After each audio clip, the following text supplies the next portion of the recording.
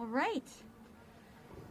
Hello, everybody. Welcome to West Hartford. This is our town hall, and these are our guests of, this is our stars, our ballot boxes right here.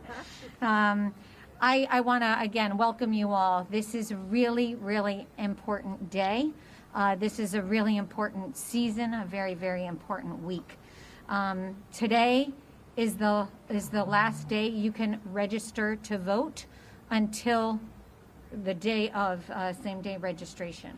So please, please, please do your do your online registration. Make sure it's postmarked today. Register to vote if you aren't already registered, and if you are registered, make a plan to vote. This is critical. Make sure you know what you and your family are doing, how you can help somebody. We have talked about getting people rides to the ballot boxes as we have rides to the polls. These are really important things. So we have seen an increase, and you, I'm sure, will see while you are here walking in front of the cameras, somebody coming to drop off a ballot. These are really popular spots. There are people coming very, very often. We have these two spots. We also have a spot in front of our library in our south end of town, Fax and Library, if anyone is interested in dropping their box there.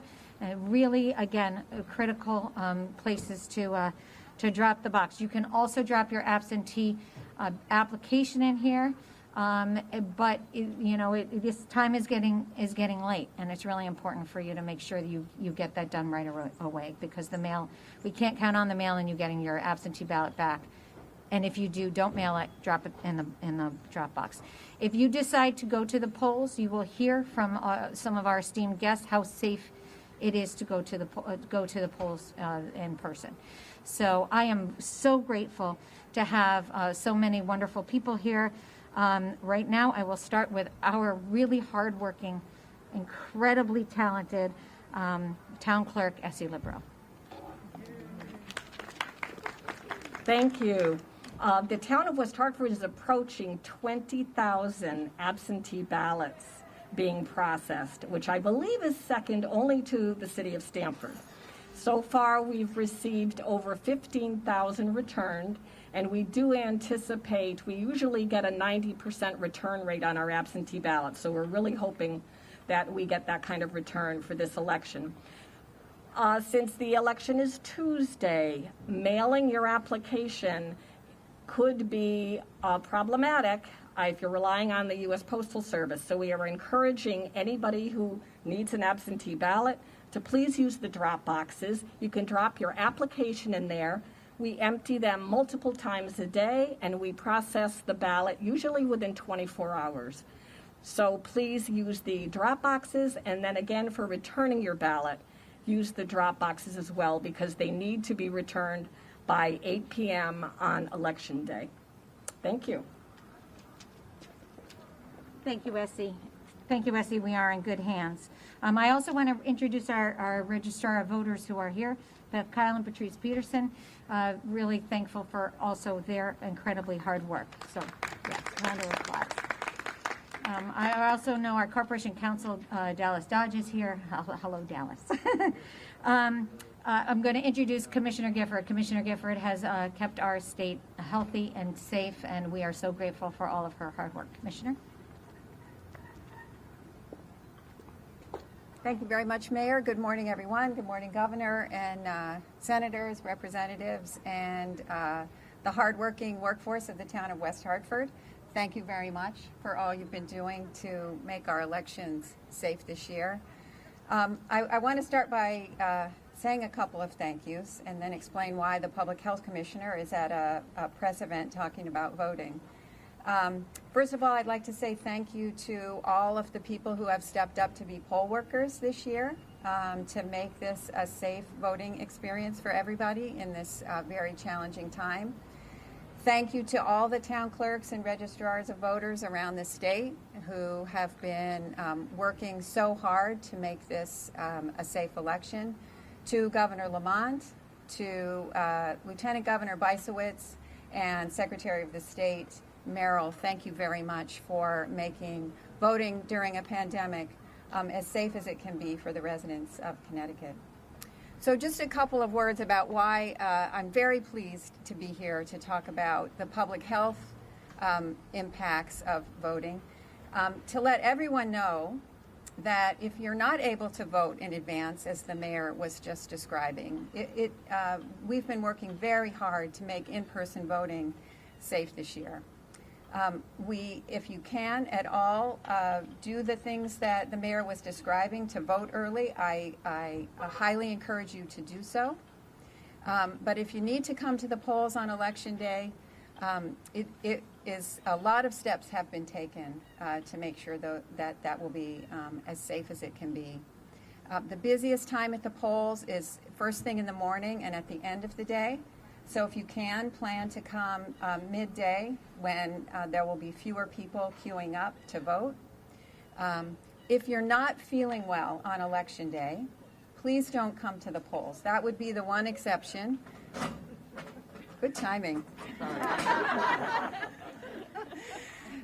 The one exception to my encouragement to you to come to vote is if you've been exposed to somebody that has COVID-19, or if you're not feeling well on Election Day, please don't come to the polls on that day.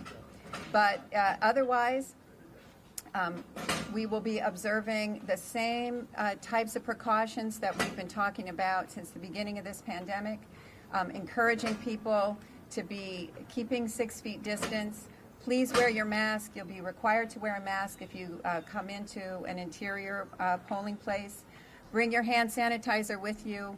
There will likely be some available at the polling places, but bring your own supply as well. I plan to vote in person, and I think that it's going to be a safe experience for the voters of Connecticut. So thank you again, Mayor, for all of your hard work. And now it's my pleasure to introduce Governor Lamont, who's going to talk some more about safe voting. Thank you very much. Those were not Hollywood extras coming in and voting. I think it gives you an idea of how important this election is and what's going on. And Sherry, thank you. I appreciate you inviting Derek and I here in the interest of gender diversity. And on a serious note, Jillian and Mary and to the legislature, I really appreciate you standing up some months ago when absentee balloting, really, do we need to do it? What's going on? Can we do it with integrity? And I think from that point, when the infection rates were going down, we said we have no idea what it's going to look like in early November. And I want to make sure that in this public health pandemic, we do everything to make sure that we can keep our state safe, and make it so our seniors and those with pre-existing conditions and anybody who didn't feel safe, they could vote right here early and not have to get in line. And I think that was really far-sighted. Today I just got the numbers. Our infection rate scooted up to 4.1%.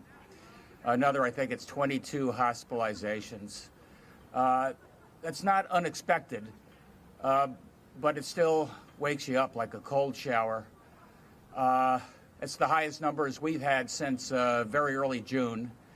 I think we could see what was going on in a lot of our states around the country and even states in our region. And that's why it's so important that we maintain all the social distancing and wearing the mask when you come and vote, either by dropping it off right here at the official ballot box. We have hundreds of these around the state, making it easier for you to vote and vote safely. And if you come in person, do that safely. As Deirdre said, the middle of the day is probably the least crowded time, and you can get that done. Just talking to registrars and clerks, and look, we've got the election almost ends on November 3rd. It started weeks ago, and people have been voting for an awful long time. And along with public health and safety, it was really important to me that we give you confidence. Hey, thank you for voting. Give you confidence that your vote counts, and this is a process with integrity. And look, I think the president's been casting some shade upon the voting process, casting some shade upon the integrity of voting right now. I don't know what his end game is, but I can tell you that here in the state of Connecticut, and I think 49 other states, we're doing everything we can to give you confidence that your vote counts, it matters, and it's being cast with integrity. And if you talk to the clerks and the registrars, we have, hundreds of folks who have come in to volunteer as poll watchers, said the only thing that could slow us down is if some of those cranky tabulators slow up, and more importantly, supervision. And it's going to take us a little bit of time to get all those votes counted, even though we did allow the bill that allows processing the Friday before the election and counting at 6 a.m. the day of election. But I want to get those numbers out as soon as we can with integrity to give people a sense of confidence that this is an election that's going to take place. Look, it's often by the last week of a campaign, the two candidates start blending into a muted shade of gray. And I think you've got a black and white contrast, and I think that's going to bring out an awful lot of voters. And I think that's good. I hate to say it, even in this pandemic, I love the fact that people know a vote matters. They're stepping up, and they're going to cast their vote. And I hope very soon, on Election Day or soon thereafter, we're going to know what direction our country is taking. And in the meantime, doing it safely in the middle of this pandemic with those sobering infection numbers, I appreciate what you all can do to keep us safe. Thanks, everybody. Thank you, Governor. Stay healthy, be well. We really are so appreciative of your leadership. Next, I'd like to introduce our state senator, Derek Slapp.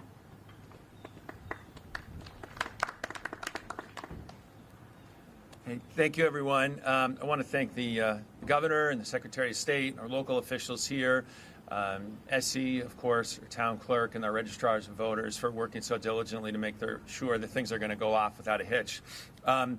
I'm going to take it just a real brief but different tact. Pre-pandemic, Connecticut was one of only 8 states in the country with no form of early voting, right? So there's 48, put another way, 42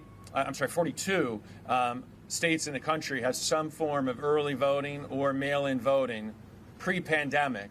Connecticut was not one of them. And so that's part of the reason that the legislature had to come in this summer and fall and make some changes, right, in order to be prepared for the election and the pandemic. It's my hope that this is the beginning of more robust voting reform in the state. So permanent early voting, automatic voter registration, and things that I know the people standing here support. But we have an opportunity right now to show people across Connecticut who might be skeptic of that, that we can do it, and that the land of steady habits when it comes to voting isn't working, and that we can make substantive reforms going forward. So certainly that's my hope. And just the only other thing I would add is that as somebody on the ballot, typically you spend Election Day shaking hundreds and hundreds of hands, standing out, poll standing. And I know that we're going to have to do things differently as well as candidates, and to respect people's space and to wear a mask, of course, and social distancing. So I think it's important for the voters to be safe. And of course, as candidates, we need to respect that as well. And I think it'll go off without a hitch. So thanks, everyone, to your leadership. Thank you. Thank you, Senator Slapp, for all you do for us. Next, I would like to introduce our representative, Jillian Gilchrist. Thank you, Mayor. And I want to start by thanking Governor Ned Lamont and Commissioner Giffords for all your work to keep the people of Connecticut safe, and also for your efforts to ensure that they can access their right to vote. As well as thank Secretary of State Denise Merrill, who's very near and dear to my heart. Thank you for all your tireless work to make sure people can vote safely. I was proud to work with the colleagues who are behind me and my colleagues in the legislature to vote to expand absentee ballots, because in addition to people's health, we knew that they wanted to exercise their right to vote. And standing here today and watching the number of people just in this small amount of time we've been here come up to exercise that right is incredibly powerful. And I stand with Derek Slapp and what he has to say, that going forward, we will work to ensure that we can expand voting rights here in the state of Connecticut. It's long overdue, and we know that people want to be able to exercise that vote sooner than later.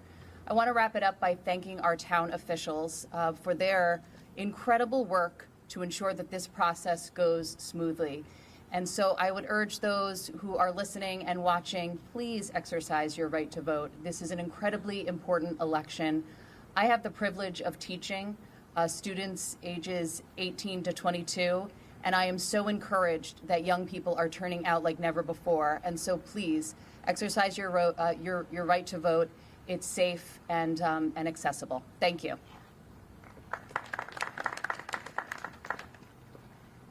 Thank you, Jillian. Next, I'd like to introduce Senator Mary Abrams, who is co-chair of the Public Health Committee.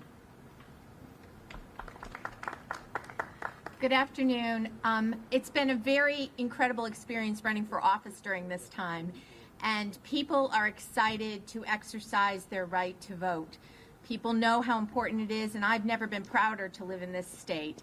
I thank the Governor, the Secretary of State, the Commissioner of Public Health, my colleagues in the Senate and in the House for making it as safe as possible for people to exercise that right.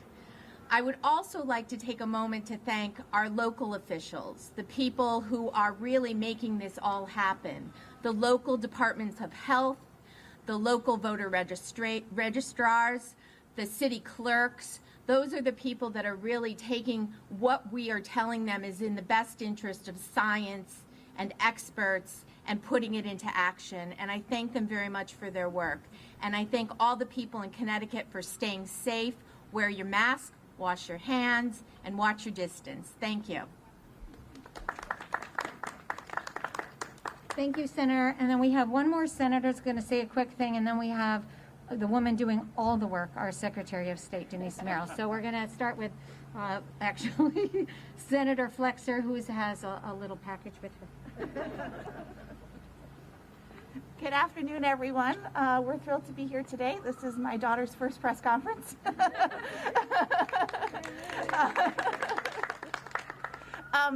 It's a thrill to be here today, and I want to thank Governor Lamont and Secretary of State Denise Merrill for their incredible leadership in so many areas in this particularly difficult time, but particularly making sure that everyone in our state knows they can exercise their right to vote safely and securely.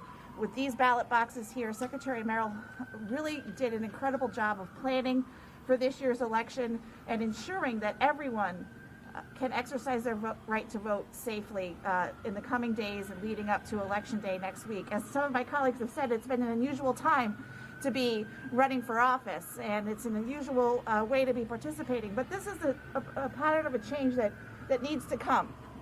And Secretary Merrill has been fighting for years to improve the ways that people can exercise their right to vote. And it's unfortunate that we've been unable to get that passed. Just last year, we had an opportunity in the state Senate to change our state's constitution to make this type of voting accessible in all elections. But unfortunately, we couldn't get the supermajority that was necessary to get that on the ballot for that change to be considered by voters this year. I'm hopeful in subsequent legislatures we will be able to pass that measure and make it so that people can exercise their right to vote in this manner if they choose in the future. We can see how successful this has been, and I'm really hopeful that after seeing how many people are choosing to participate this way, we can make sure that these kinds of options are available, pandemic or no pandemic. Thank you all very much. Thank you, May. And now we have our Secretary of State, who has been working so hard to protect everyone's right to vote for years. She has been a leader in this state for decades and has contributed so much, and we're so grateful that we have Secretary of State Denise Merrill. Thank you. Thank you, Sherry. Thank you so much. I just love watching people come up and put their ballots in the boxes. It's like the realization of all the planning we have done for months and months now. And again, I just want to thank Governor Lamont. You know, when we started talking about this back in, I guess it was June, when we were trying to figure out what to do with the primary, we never could have guessed where we'd be today. But we did everything from that moment on has been to make sure no one would ever have to choose between their health and their vote. And that's what this is all about. So I'm proud of the work everyone's doing. You can see this is one town, one great town, who, you know, obviously they're getting a lot of those absentee ballots back, but we have 169 towns, 169 sets of election officials, and many, many thanks to the clerks and registrars who have all stepped up. You know, they're working long, long hours to be able to accommodate all this. And honestly, I think it's going very, very well. I almost hate to say that. Let's knock on wood. With elections, you never know. In Connecticut, we've had 3 different elections in the last 10 years where there was a storm just before the election, including for our primary. So barring that, I think we're going to have a great election day in Connecticut. And the only thing I would add, besides my thanks to the whole team that's making this all possible, is I have numbers hot off the press, because let's remember, we're here today because this is the last day for voter registration. You have till midnight tonight, folks. Don't be left out. This is it, online or in person. And then, you know, the only other chance you're going to have is going to be on election day itself, and that's a more complicated process. So, but the numbers right now, which are really amazing, are the registration numbers of people who have already registered, and they're still coming in. And it's right now there are 2,295,644 active registered voters in Connecticut. That is an all-time high. Before this, you know, the highest we had was probably in 2008. So it's fabulous. You know, for years we've been talking about apathy. I don't think that's what we have to worry about this year. And a large number of the new registrants are between 18 and 24. We're having a surge of new voters like we have not seen in the past. So that's also extremely exciting. We have absentee ballots requested statewide, 673,811. That's also just, we did expect there would be a lot. That's a lot of absentee ballots. And it could get up around 700,000 before we're done. So you do the math. That's almost half the voters in the state will have voted absentee. And I want to assure people, if you're voting by absentee ballot, your vote is secure, particularly if you're dropping them off in these wonderful ballot boxes. And I guess it's a time I want to remind everyone, this was all possible because we got a very large federal grant that our delegation fought hard to get for us. And so we were able to pay for all of the ballot boxes, the assistance to the towns so they could hire extra help, which they very much needed this year, was all thanks to these federal grants. And so that is what's going to make it possible for us to have a very smooth election day. So again, thanks to everyone who's continuing to work. We have a big week ahead of us. It's not over. And we hope to see you election night. I would ask for a little patience. I don't know. I think most of our towns will probably have their results in by the midnight. That's the normal time. But, you know, there's going to be some of the larger cities and towns that have their hands full doing all this counting, particularly of absentee ballots. So let's all be patient. We want to get it right. We want to be accurate as well as fast. So thank you very much, and many thanks to the town of West Hartford, always a big voting center on election day. So this is going to be no exception, I have a feeling. Thanks. Thank you, Secretary of State. We're so grateful for all of your hard work and making us a leader, actually, in turnout and in voting results. So, now I want to introduce Sue Larson, President of Registrar of Voters Association of Connecticut.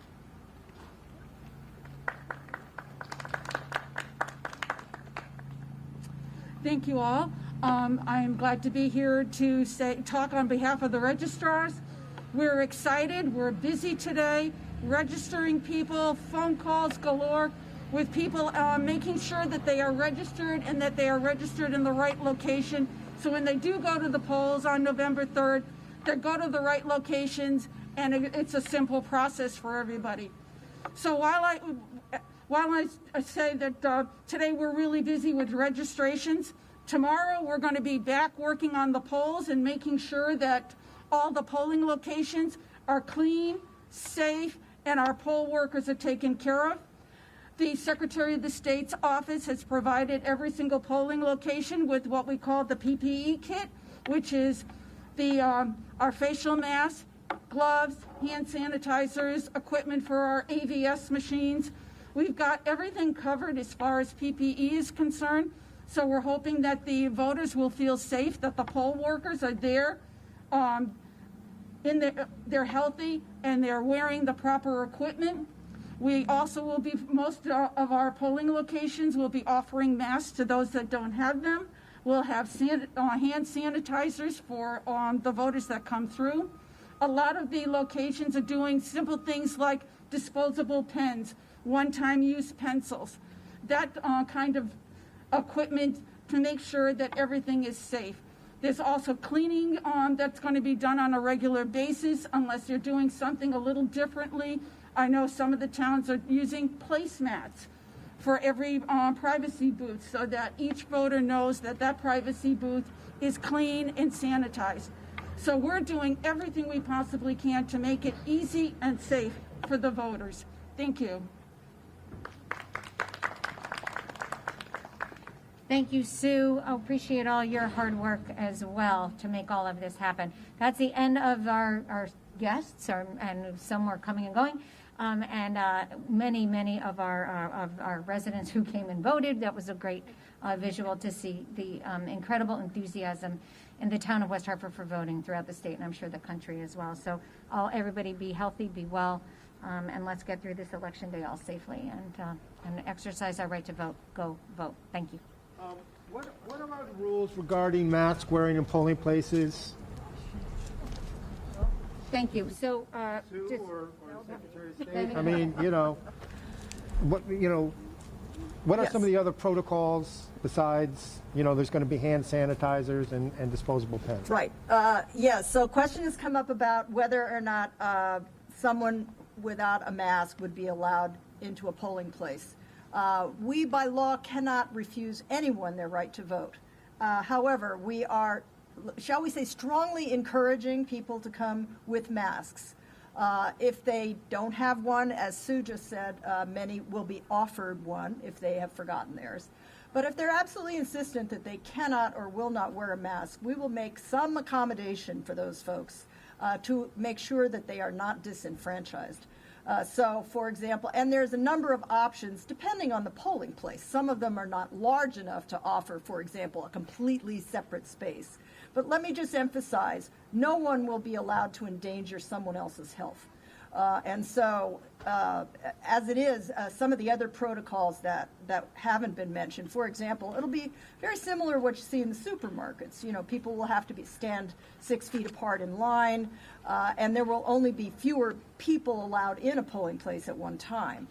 So within those rules, if someone is not wearing a mask, they will either be offered to have their ballot brought out to them, or they will have to be sequestered in a separate area. But we will make some accommodation for anyone in that position. But again, they will not be allowed to endanger anyone else. Is there written guidance that's gone out to the clerks and registrars about this eventuality? Yes, yes. We have written directives about the mask policy, yes. What about, wait a minute, but go ahead. Let's say in West Hartford, if Essie is still here or still wants to talk about South Windsor, what will happen? Where will they go? In other words, somebody comes in, they refuse to put on a mask. What happens then? Well, the moderator, there's a moderator in each polling place. That moderator is empowered to take action if there's any kind of problem or question that arises in a polling place. And that moderator can call in help if needed, or make a decision about what policy they'll follow. As I said, we've provided them a number of options. So there's like 4 or 5 different ways you can handle the situation, depending on what it is. Some people feel that they can't wear a mask for breathing reasons or whatever, if they have asthma or some other condition that they feel requires that they not wear a mask. Now, of course, we would strongly encourage that person to vote by absentee ballot. But if they have chosen not to, as I say, we cannot, under law, disenfranchise anyone. We want everyone to be able to vote. So that would be the choice of the moderator, which option to choose at that point. Election day registration follows the same thing? Same protocol? Yes, although, Election day registration is usually just at one site, Town Hall. Yes, same protocols will be followed, yes. Mailing in a ballot at this point, I think Essie said that people shouldn't mail in absentee ballots at this point. I just want to make that clear. Are you saying that nobody should mail in their ballots? Well, I think it's 7 days, and we've been told by the U.S. Postal Service that between 5 and 7 days is a reasonable amount of time that your ballot probably will be delivered. So I wouldn't say don't mail it, because some people cannot get down to a ballot box. I would still go ahead and mail it rather than not vote. Your office has given money to many of the cities and towns to help them with this process. We heard some of the things, one-time pencils. Are you aware of any issues with any towns that they don't have enough volunteers to make sure that everything goes as planned? I am not. I don't know if Sue has any information. Have you heard anything like that, Sue? No. Well, it all depends on your town's budget or your city budget. There are some towns that are still going to be struggling with their budgets, even though the state has been fantastic about giving us additional money, which has helped a lot, because I think most of the towns would have said that they would have been underwater. But I think we're much better off than we were before. And as far as poll workers, the Secretary of the State and the Governor's office has done a tremendous job with public service announcements to get poll workers. And so I have not heard of any issue with getting poll workers. And I know some of us anybody who's applied, we're taking their names just in case something happens on Election Day, COVID starts to spike in more areas, and we need those backup workers. So we're taking anybody and everyone's name that wants to work for on Election Day. And Secretary of the State, could you talk to us about this morning? We were in Meriden and folks were showing up, a handful upon handful, and they weren't too pleased. But there's no registrar there. There was COVID closures, and there was no one even picking up the phone. Is that acceptable in Connecticut? And what will be done about that?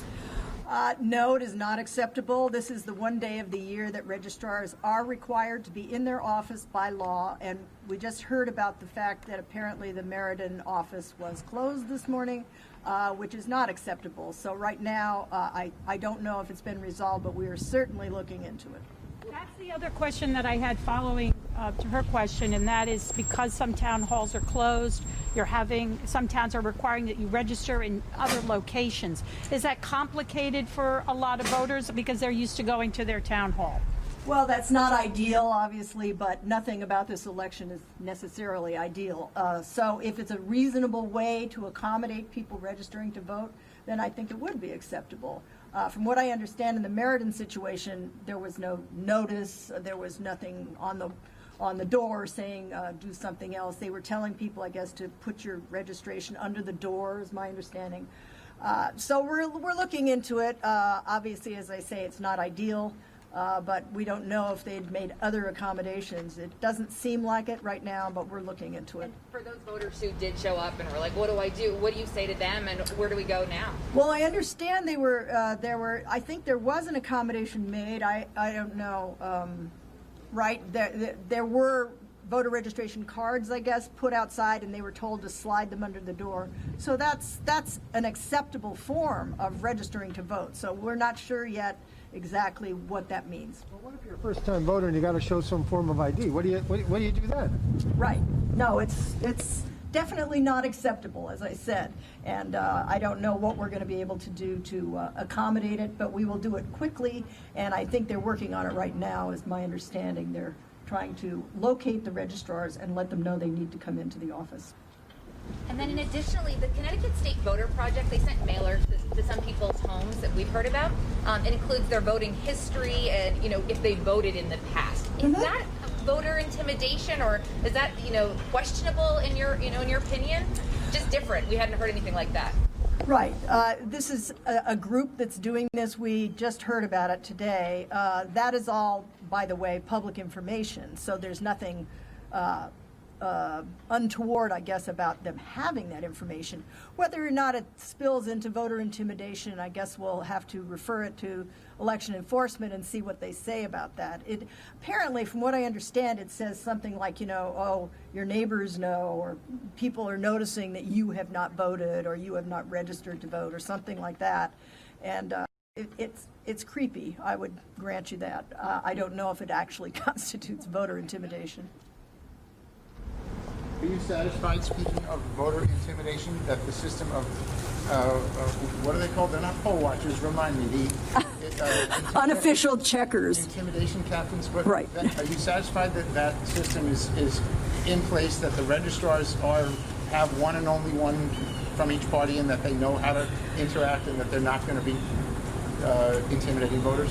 We have definitely issued more directives about that, reminding every registrar, and hopefully they will tell their moderators. We reminded everyone of the laws on this. We had a press conference just the other day, the Attorney General and I. I don't know. I would refer to Sue. I think we've made our point. I think pretty much people know. They all get training on all this in advance of every election, including the moderators. We did a special statewide call with all the registrars to remind them of all these, provisions for making sure that they're following the law and all this. But again, Connecticut has no such thing as poll watchers. I just want to make sure everyone knows that. We do have unofficial checkers, which are appointed by the parties in advance of the election and accepted by the registrars. So you can't just declare yourself an unofficial checker, out of the blue on election day. So I'm pretty convinced it'll work the way it always has. So the unofficial checkers can or cannot challenge a voter? Yes. Anyone can challenge a voter, actually, if they have reasonable cause to believe that that voter is somehow not eligible to vote or doing something wrong, whether it's challenging people standing within the 75-foot line or anything else. Anyone can challenge a voter if they have a reasonable basis for the challenge. What's the deadline for the appointment of these unofficial checkers? Is it Sunday? The deadline for the appointment of the unofficial checkers by the Sunday. Okay. Yeah. Okay. For Governor Lamont, you take a question? Yeah. Governor, what are you prepared to do to enforce regulations on bars and restaurants? Seeing the spike that we're having, bars and restaurants who aren't following the rules. What are you prepared to do to kind of enforce rules against them? Well, we had a statewide call. I think Deirdre Gifford was there with at least those mayors and municipal officials from the red districts that are most at risk. Let them know all the different sanctions we have, including closing down a bar that is egregiously violating our standards, including fines, and we'll see if that's enough. That will do the trick. I'll let you know in a few days. Governor, this 4.1% daily increase. Granted, the daily numbers are based on tests that come in several days to a week back, but still, that's the biggest one-day jump since June. So can you sort of frame this for us as we go into the election? Yeah, we have seen our numbers around the country trending up over the last couple of months. I think we had an all-time high in the United States of America yesterday in terms of infections. And it's also the rate, the positivity rate. So it's not simply don't let them say that we're doing more tests. It's also the positivity rate that's impactful. And this is a trend that's going on, and we're watching it very, very, very carefully. Not unexpected, but that's why we have to be so cautious. And I know everybody's exhausted us saying this. And I know we've got a vote coming up, and I know we have thousands of kids coming back from college, but this is a really important month for us to get it right. You said hospitalizations up by 12, you said? I think it was 22, Deirdre, is that what I saw? Yeah. Will it change your deadline? I know that November 12th for some of the restaurants with tents. I know a lot of restaurants have purchased heaters, et cetera. Are you willing to revisit that, or will these numbers change that? With track and trace, we're trying to see what the source of the infections are. As you know, right now we see it as more of those informal social interactions. But you're right, as more and more people are going inside and dining inside, we got to watch that carefully. That's why I really urge the restaurants, police yourselves, because this is important. If you get it right, then we can stay open. If you can't get it right, then we can't keep everybody open. To build on Susan's question now, the executive order that allows for zoning to be stretched to have these outdoor dining corrals and other outdoor dining areas is set to expire. Is there any plan to extend that? I think we should look at that. I just think outdoors is so much safer than indoors, and I see what people are doing with tents and heaters, even though it's getting chillier out, ways that we can accommodate that. So I think we should look at that. Governor, you tweeted out a video of a group of people in a restaurant or bar. Can you state where exactly that place was and who shot the video? It was the pub in Fairfield that got some notoriety for flagrantly disregarding the rules. We've talked about that a little bit, and I think we just got it right off of social media. We were not there ourselves. Thank you for voting. And Governor, going off of that, thousands of people are seeing that today. We have a lot of people watching online. I mean, that's not what we should be doing. What would you like to say to people about that video and what's happening to that establishment going forward? I'd say you're not only endangering yourselves, you're endangering your family. You're going to make it more likely that your community, in this case Fairfield, would have to close school and close down the reopening. We're doing everything we can to allow people to get back to a normal life as safely as we can. But with that type of behavior going on, it's going to be impossible.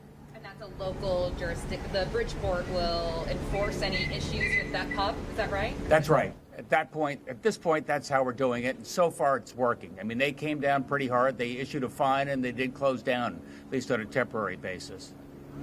Do you have enough people in the Liquor Control Commission that could go out and proactively look out for these types of places? Do spot checks? I mean, I remember when I attended bar back in the day, a long time ago. They would show up and. I'd have to produce a COIL card and all sorts of things, and if we didn't have it, it wasn't good. Right now, that supervision is being done at the local level. That's departments of public health. We got them a little more money. That's being done by municipal police. People are using our hotline. I think in the case of Fairfield, it was a hotline. Somebody gave us a call. They said, you wouldn't believe the crowd outside of this pub. And Paul, we'll figure out what else we have to do from there. Governor, have you had any conversations with Norwalk? They seem to be waiting for you to act, and you're waiting for them to act. And their numbers are going up, as you know, this week. This Thursday, when you release the numbers, they will be much higher, possibly the highest in the state. But have you talked with them and sort of, or maybe Commissioner Gifford, are you doing anything to sort of twist arms over there? They seem unwilling to act. I think what I heard Mayor Rilling say is, please be more directive and tell me what to do, something along those lines. Right now, he has discretion. He knows that he's going to be in that red zone. He can roll back to 15. They have discretion in terms of what they want to do about their schools. They have discretion in terms of what they want to do about sports. At this point, I'm not inclined to have the state be directive on a statewide basis or direct municipalities what they ought to do. But that could change. We've gone from 2% to 4% in the last couple of weeks. Well, you're not legislatively going to do that, but behind closed doors, are you telling them to like, hey, man, act? Like, what's going on? What I've said is I think if you look at places like Norwich and Danbury, where they had a spike up, the mayor stood up and did the right thing in terms of, certainly in terms of the schools and delaying opening there. And those are some of the most impactful things a mayor can handle. Deirdre, do you want to say anything? Or? Yeah, I would just add that our epidemiologists at the health department are in almost daily contact with local health departments around the state, advising them on outbreaks and helping them monitor outbreaks, providing advice and input on some of the decisions that the governor referred to. As the governor mentioned, we've had 2 trainings now with local health departments and municipal officials, municipal designees on enforcement and how to issue infractions. So the state is very engaged with the local officials in helping them manage the pandemic at their level. We're also helping them with messaging and providing ideas about communication, in addition to our rapid response team that gets out there with testing and contact tracing. Did any of the, well, I guess there's 19 now, but the additional 9 towns that were added to the sort of high alert status, did any of them inform DECD on the Department of Economic and Community Development on Monday that they were rolling back the stage 2 rules? Not that I'm aware of. Thank you. Thanks, everybody.